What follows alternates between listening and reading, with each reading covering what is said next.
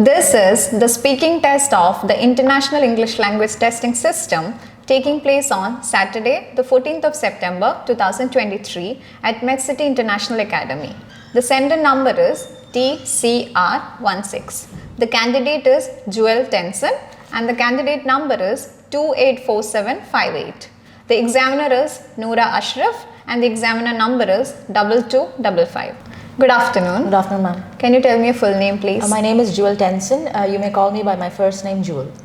Can you show me your identification card, Sure. please? Yeah, thank you. Okay. All right, here you Thank go. you. Okay, let's move to part 1 of speaking.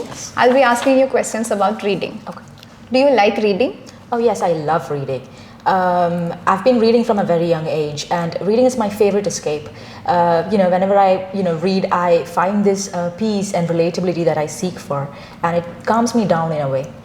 Do you like to read at home or in other places? I would say I love reading at home. I have this special place reserved for reading in my home. It's filled with plants and there is a beanbag chair. It kind of gives me that ambience that allows me to read peacefully. So yes, obviously I love reading from my home than other places. All right. In what places do you think it is difficult to read? I believe public transportation, not all though. I love reading in trains, but then buses, no. Because the incessant honking. So whenever you try to read and contemplate, there is this noise that's coming in the background and it always disturbs me. So yeah, buses. Do you like to read by yourself or with other people? If you're with the right people, when you read academic books, if you have the right people around you, it kind of helps you to read and understand what you're reading more. So in that case, I would say I would like reading with other people. But then most of the times, I love reading alone. All right. What kind of books do you like to read? Mostly fiction. I've been reading fiction from a very long time. I love my books just like I love my coffee, dark. But then it should have philosophical connotations to it. And I love reading books about other cultures and which tells me about the culture of other people and other nations. So that is also there. Which book did you read recently? I don't follow or read the mainstream books, but then recently I did read this book Norwegian Wood by Haruki Murakami, and that book was really special to me in many ways, as I mentioned. What did you learn from it? Yeah, I learned a lot of things. For starters, the characters are very psychologically layered. Medcity IELTS app, a complete learning solution. IELTS listening, reading, writing and speaking module lessons with grammar classes and free practice materials. Get over 50 hours of video lessons. Download Medcity IELTS app now. Available on Android and iOS platforms. I've seen that Toru Watanabe has this relatable quality.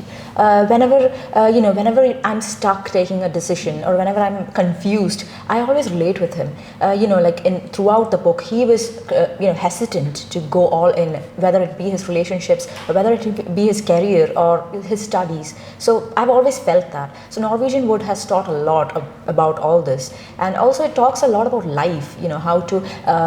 How it shows us that depression and loneliness, everything, the dark aspects of life are all part of life. All right. Which was your favorite book as a child? Okay, that's an interesting question. When I was a child, I think I loved Enid Blyton's books, mostly because I grew up as a child constrained inside four walls, and I loved to dream. So Enid Blyton's books gave me, that urge to dream. There was this book, Up the Faraway Tree, I guess, and there the kids were opening doors to distant lands, and I really loved to think about such things, imagine such things. So yeah, that book. Okay. Do you read electronic books? I recently bought a Kindle. And I do love reading, books electronically, but then Kindle does give the efficiency, and it is very user friendly and all that. But then I feel it lacks the luster of a book, a good old book. Okay. Do you read books related to your profession? I'm not actually working right now, but then I aspire to pursue my career in English literature. So mostly the theory wise, and I would have to read a lot of academic books for that. So I do tend to read, I try to read certain academic books. All right. How often do you visit the library? During my undergraduate years, I used to visit the library a lot on a weekly basis. But then now, I don't necessarily find the time to. Maybe, it's gotten busy a lot, so maybe that's why. Okay. Let's move on to part 2 of speaking. Here is your prompt card. You have 1 minute to prepare. You can make notes if you wish to do so. Okay. Here is your paper and here's your pencil. Your preparation time starts now.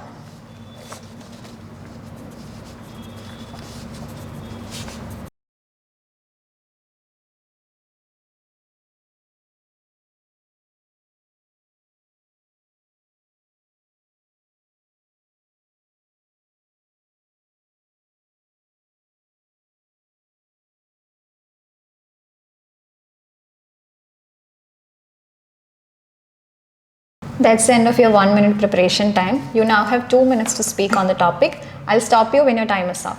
Okay, you can start speaking now. So I'm going to talk about the time when I taught my mother how to use a smartphone. So, being her age, she was really judgy about smartphones in the beginning. But then when she got her first Samsung, she was actually over the moon. And I really loved seeing her like that.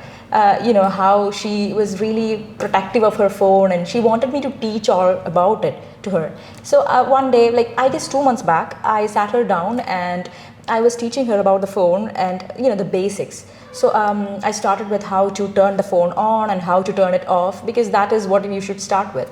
But then she was so impatient, she wanted to learn about WhatsApp first. And obviously I can understand, because she wanted to like video call her cousins abroad and her distant family. And I told her like, okay, wait, I'll teach you that, but then let's just go through the basics first. And then I moved on to camera and I was showing her how to take a picture. Like while I was teaching her this, she was so, she was so happy and excited. I remember her rushing to the garden to take a pic of her favorite flower. And I was, I felt so gratified. The inner teacher in me was feeling gratified. And after that, I sat her down again and then I showed her how to take calls and how to end calls, and that didn't impress her much, but then that is the whole purpose of a phone. So after that, her being interested in cooking and gardening, she was excited to find there are so many videos in YouTube and related to these topics and many others, and she asked me doubts like, oh, there are so many subjects on the internet and you can find anything about everything. And after that I told her about the emails and how to create an account and how to use that email, and also about password protection, which is very important.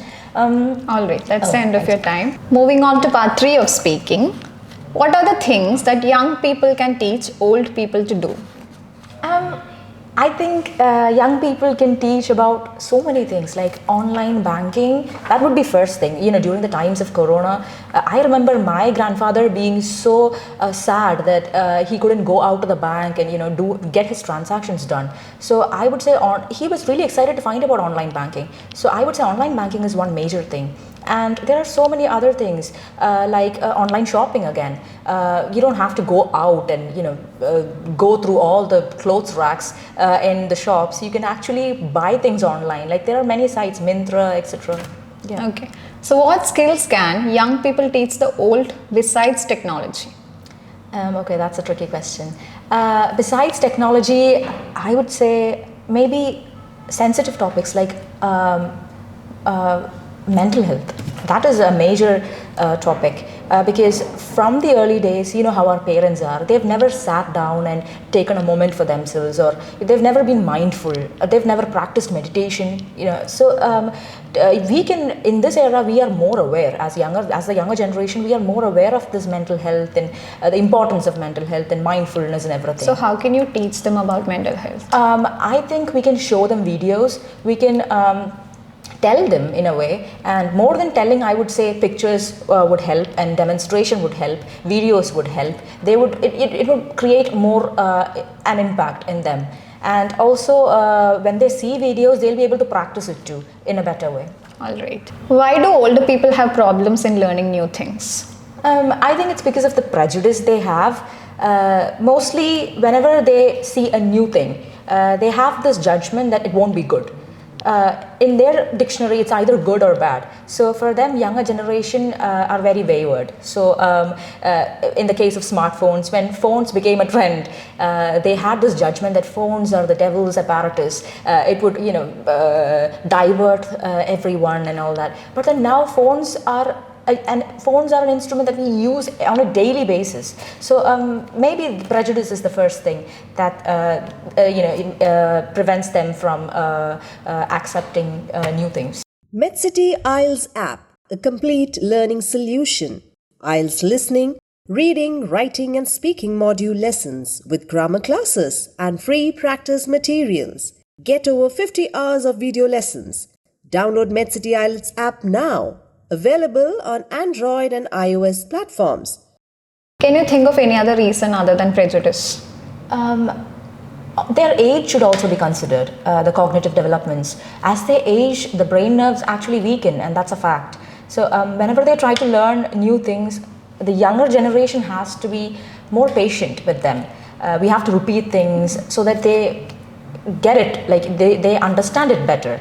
That is another thing, that is another reason that they find it difficult to grasp new things. All right. Do you think showing is a better way than telling during education?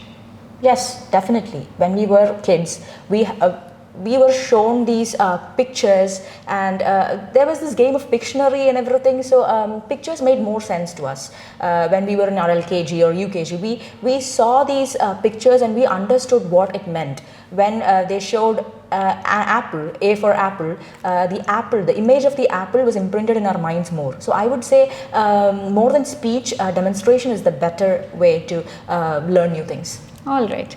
So do you think constant training is important for people to study something? Yes, obviously.